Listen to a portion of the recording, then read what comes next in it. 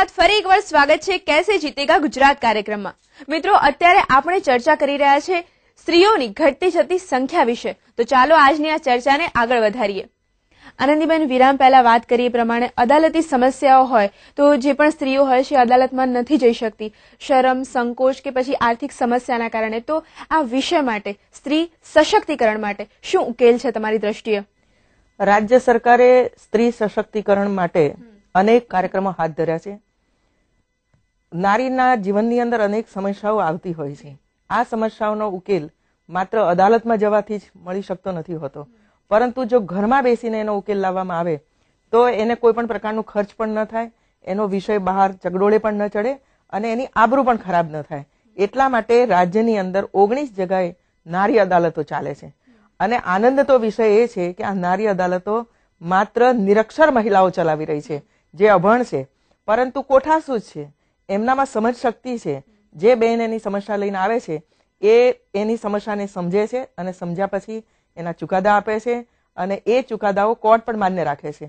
આટલી એક ગૌરવભરી સ્થિતિ મહિલાઓએ પેદા કરી છે અને હવે તો એની આબરૂ એટલી બધી વધી છે કે એકલી બહેન એના પ્રશ્નો લઈને નથી જતી, પરંતુ પુરુષો પણ પોતાના પ્રશ્નો લઈને આ નારી અદાલતોમાં જતા થયા છે। બીજું, બેન જ્યારે આર્થિક રીતે પગભર ન હોય ત્યારે પણ ઘણી બધી સમસ્યાઓ એના જીવનમાં આવતી હોય છે અને એટલે રાજ્ય સરકારે એક નવો નિર્ણય હમણાં કર્યો છે। મહિલા પોતાની જિંદગી ખર્ચી નાખે, ખેતરમાં ખર્ચે કે નોકરીમાં ખર્ચે કે ઘરમાં ખર્ચે, પરંતુ જ્યારે કોઈ નવી સંપત્તિ લેવાનું આવે અથવા જમીન ખરીદવાનું આવે અથવા તો કાર લેવાનો વિષય આવે ત્યારે કોઈ મહિલાના નામે કોઈ ખરીદે નહીં। માલિકી હક એનો રહેતો જ નથી હોતો અને એટલે કોઈ સમસ્યા પેદા થાય એટલે એના નામે તો કશું હોય જ નહીં। અને એટલા માટે રાજ્યના મુખ્યમંત્રીશ્રીએ 1 વર્ષ પહેલા એ નિર્ણય કર્યો કે જો કોઈ પરિવાર મહિલાના નામે સંપત્તિ ખરીદશે તો સ્ટેમ્પ ડ્યુટીમાંથી એમને મુક્તિ આપવામાં આવશે। માત્ર આટલું એક જવાબદારી અથવા નિર્ણય કર્યો। એમાં પહેલા વર્ષમાં 10,000 બહેનોના નામે સંપત્તિ ખરીદાતી હતી, પરંતુ આ નિર્ણયના કારણે રાજ્યમાં 3 લાખ મહિલાઓના નામે સંપત્તિ ખરીદાઈ અને રાજ્યની તિજોરીમાં 100 કરોડ રૂપિયા ઓછા આવ્યા, પરંતુ મહિલા આર્થિક રીતે સદ્ધર બની, સંપત્તિવાદ બની, એ અમારા માટે ગૌરવનો વિષય છે। બેન જ્યારે વિધવા બને છે ત્યારે પણ એની સંપત્તિમાં ભાગ કોઈ આપે નહીં અને એવા સંજોગોની અંદર આ રાજ્ય સરકાર આવી વિધવા બહેનોને લગભગ 1 લાખ જેટલી મહિલાઓને દર મહિને 500 રૂપિયા આપે છે અને બાળકને 2 બાળક સુધી 80 રૂપિયા આપવામાં આવે છે। પણ આનાથી કંઈ એનું પૂરું ન થાય, બાળકને ભણાવવાનું, ઘરની જવાબદારીઓ, અને એટલા માટે 18 વર્ષથી માંડીને 40 વર્ષની ઉંમર ધરાવતી જે બહેનો છે, જે લગભગ યુવાન વયની હોય છે, કામ કરી શકે છે, જો એ બહેનોને પણ વ્યવસાયિક તાલીમ આપવામાં આવે તો એ બહેનો પણ 500 રૂપિયાની સાથે સાથે બીજો વ્યવસાય કરીને એ લોકો આર્થિક ઉપાર્જન કરી શકે, એટલે આત્મનિર્ભર બની શકે છે। એવું જોવા મળે છે કે જ્યારે પિતાના ઘરમાં હોય ત્યારે પિતાનું ઘર એની સંપત્તિ નથી હોતી, પતિનું ઘર પણ એની સંપત્તિ નથી હોતી, એટલે આ રીતે આત્મનિર્ભર બની શકે છે। અને એમને તાલીમ અમે આપીએ છીએ। તાલીમ આપ્યા પછી જે પ્રકારની તાલીમ આપી હોય એ પ્રકારના સાધનો રાજ્ય સરકાર તરફથી આપવામાં આવે છે અને મેં જોયું છે કે હજારો બહેનો આ રીતે નવી નવી નાના નાના ઉદ્યોગો શરૂ કરી અને મહિને 1,000, 1,500, 2,000 રૂપિયા કમાઈ રહી છે અને પોતાના કુટુંબને ઉપર લઈ જઈ રહી છે। બીજું, સખી મંડળો રાજ્યમાં ચાલી રહ્યા છે અને ગયા વર્ષે મુખ્યમંત્રીશ્રીએ જાહેરાત કરી કે 1 વર્ષમાં મારે 1 લાખ સખી મંડળો બનાવવા છે, કારણ કે બહેનોમાં એક પ્રકારની શક્તિ છે બચત કરવાની અને આ બચત જો એ કરે અને દર મહિને 10 રૂપિયા, 15 કે 50 રૂપિયા બચાવે તો એનું જે ભંડોળ ભેગું થાય એમાં રાજ્ય સરકાર પણ બેંકો તરફથી એને લોન અપાવે, તાલીમ આપે અને તાલીમ આપ્યા પછી પણ એ નાનું સરખું કામ કરી શકે અને એમાંથી જે નફો થાય એ પોતે વેચી શકે છે। આવા ગુજરાતની અંદર અત્યાર સુધીમાં 50,000 કરતાં વધારે સખી મંડળો બન્યા છે અને એક સખી મંડળમાં 15 વ્યક્તિઓથી 50 વ્યક્તિઓ હોય છે, પોતે જ એનો વહીવટ કરે છે, પોતે જ લોન, હપ્તા વગેરે કરે છે અને અભણ મહિલાઓ હોવા છતાં પણ એમને આટલો મોટો ફાયદો થયો છે। બેંકો લોન પહેલી બહેનોને આપે છે કારણ કે લગભગ 98% કરતાં વધારે રિકવરી બહેનો તરફથી થઈ છે, એટલે એક સારો મેસેજ આની અંદરથી બેંકોને પણ ગયો છે।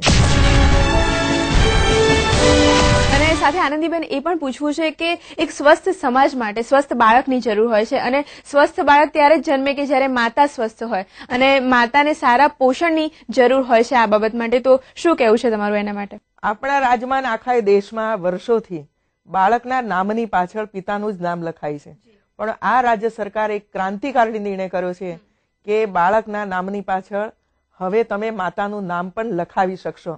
એમ કરીને સ્ત્રીને પણ પ્રાધાન્ય આપવાનું કામ રાજ્ય સરકારે કર્યું છે. બાળક સ્વસ્થ હોવું જોઈએ, પરંતુ માતા સ્વસ્થ હોવી જોઈએ અને માતા પહેલા કિશોરી સ્વસ્થ હોવી જોઈએ, કારણ કે ડેવલપમેન્ટ કિશોરીનું થાય છે, પછી એ માતા બને છે, બાળકનો જન્મ આપે છે. અને એટલા માટે રાજ્યના મુખ્યમંત્રીશ્રીએ માત્ર ને માત્ર આંગણવાડીની અંદર આવતા 35 લાખ કરતા પણ વધારે બાળકોના ન્યુટ્રિશન તરફ ધ્યાન કેન્દ્રિત કર્યું છે. અને રાજ્ય સરકારે પહેલીવાર 120 કરોડ જેટલી માતબર રકમ બાલભોગ યોજનાની અંદર આપી છે. 3 થી 6 વર્ષના જે બાળકો છે એ આંગણવાડીમાં આવે. આંગણવાડીના અંદર આવતું બાળક તમારું કે મારું નથી, એ તો ગરીબનું બાળક ત્યાં આવે છે, આદિવાસીનું બાળક ત્યાં આવે છે, અને એટલે એને ન્યુટ્રિશનની ખૂબ આવશ્યકતા રહેતી હોય છે. રોગોવાળું બાળક છે અને એટલા માટે એને જો જરૂરી ખોરાક ન મળે તો એ સ્વસ્થ ન બની શકે. અને એટલા માટે રાજ્ય સરકારે એક ન્યુટ્રી કેન્ડી તૈયાર કરી. ચોકલેટ બાળકોને આપો, બાળકો શાળાની અંદર ચોકલેટ માટે પણ શાળાની અંદર આંગણવાડીની અંદર આવશે. એ જ રીતે ફોર્ટિફાઈડ આટો તૈયાર કરવામાં આવ્યો, જેની અંદર 9 પ્રકારના પોષક તત્વો ઉમેરવામાં આવ્યા. એવો પાવડર પણ તૈયાર કરવામાં આવ્યો જે 3 વર્ષથી નાની ઉંમરના બાળકો માટે. અને આ બધા જ પાવડર, ન્યુટ્રી અને ફોર્ટિફાઈડ આટો એ આંગણવાડીની અંદર અમે પહોંચાડી દીધો છે. અને સગર્ભા માતા વિવિધ પ્રકારનો ખોરાક આંગણવાડીની અંદર બને, એ ખાય. એમાં કિશોરીઓને પણ અમે આવરી લીધી છે, કારણ કે એનું ડેવલપમેન્ટ થાય ત્યારે પણ એને ન્યુટ્રિશનની જરૂર પડે, હિમોગ્લોબિનની જરૂર પડે, પૂરતા એના શરીરમાં પોષક તત્વો પણ હોવા જોઈએ. તો આ બધું જ કામ આ રાજ્ય સરકારે શરૂ કર્યું છે. એટલું નહીં, માધ્યમિક શાળાઓની અંદર જે દીકરીઓ શાળાઓની અંદર આવે છે એમને પણ આયર્ન ફોલિક એસિડની ગોળીઓ અઠવાડિયામાં 1 દિવસ આપવામાં આવે છે, જેને કારણે એમના સપોર્ટ રહે એમના શારીરિક વિકાસની અંદર. આમ મૂળમાંથી આ વિષયને રાજ્ય સરકારે ઉપાડ્યો છે. કિશોરીથી શરૂ કરીને સગર્ભા માતા, બાળકનો જન્મ, અને ત્યાર પછી જે બાળકો જન્મે અને 12મા ધોરણ સુધી અભ્યાસ કરતા હોય એવા બાળકો, ગરીબના બાળકો હોય કે તવંગરના બાળકો હોય, જો એને વાલ્વના ઓપરેશનની આવશ્યકતા હોય તો એનું ઓપરેશન મા બાપ કરાવી જ નથી શકતા, કારણ કે 1.5-2 લાખ રૂપિયાનો ખર્ચ થાય. કયું એવું પરિવાર કે 1.5-2 લાખ રૂપિયાનો ખર્ચ કરી અને બાળકને બચાવી શકવાનું છે? અને એટલે રાજ્ય સરકારે પહેલીવાર આખા દેશની અંદર પહેલું ગુજરાત રાજ્ય છે કે જેણે નિર્ણય કર્યો છે 5 વર્ષથી કે આવા જેટલા પણ રાજ્યની અંદર બાળકો હશે એ તમામ બાળકોના વિનામૂલ્યે ઓપરેશન રાજ્ય સરકાર કરાવશે. અને હજારો બાળકોની જિંદગી, એનું જીવન બચાવી રહી છે આ રાજ્ય સરકાર. તો જ પેલું બાળક શાળાની અંદર અભ્યાસ કરી શકવાનું છે. આવા અનેક નિર્ણયો, બાળકો સ્વસ્થ બને, સમાજ સ્વસ્થ બને, માતા સ્વસ્થ બને, કિશોરી સ્વસ્થ બને, એના માટેના પ્રયાસો હાથ ધર્યા છે. એટલે ચોક્કસ આવા પ્રયત્નો પછી આપણને એક સ્વસ્થ સમાજ મળશે. ચોક્કસ મળશે. મને પૂરી ખાતરી છે કે આજે જે બાળકો આંગણવાડીની અંદર આવી રહ્યા છે એ બાળકોની અંદર રોગોનું પ્રમાણ ઘટી રહ્યું છે અને બાળકોનું વજન ધીરે ધીરે વધી રહ્યું છે ને આવતા 1 વર્ષની અંદર ચોક્કસ ફાયદો થવાનો. બિલકુલ આનંદીબેન, અત્યારે સમય આપણને રોકી રહ્યો છે, અત્યારે છૂટા પડવાનો સમય થઈ ગયો છે, પરંતુ તમે અહીંયા આવ્યા, આટલી સુંદર મજાની ચર્ચા કરી અને તમારો અમૂલ્ય સમય ફાળવ્યો એ બદલ તમારો ખૂબ ખૂબ આભાર. ધન્યવાદ.